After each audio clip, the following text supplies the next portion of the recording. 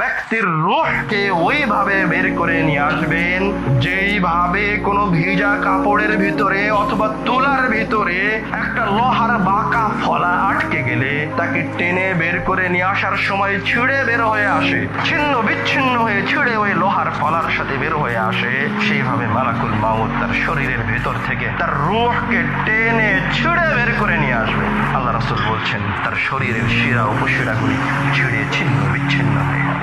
রব্বুল আলামিন কুরআনুল কারীমে বলছেন ইয়াদরিবুনা ওয়ুজুহাহুম ওয়া আদবারহুম, ওই পাপিষ্ঠ ব্যক্তিকে ফেরেশতারা সামনে দিক থেকে পিটাবে, পিছন দিক থেকে পিটাবে, পিটিয়ে পিটিয়ে আর রূহটাকে তার শরীর থেকে বের করে নিয়ে আসবে।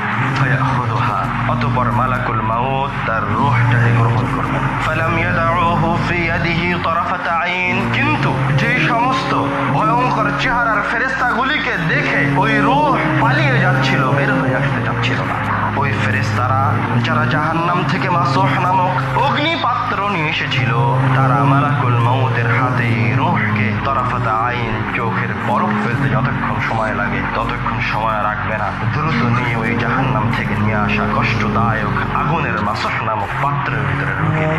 কিন্তু তার কোনো আহ্বানই শোনা হবে না। এই পাপিষ্ঠ ব্যক্তিকে কবরের মাঝে কিয়ামতের দিন পর্যন্ত শাস্তি দিতে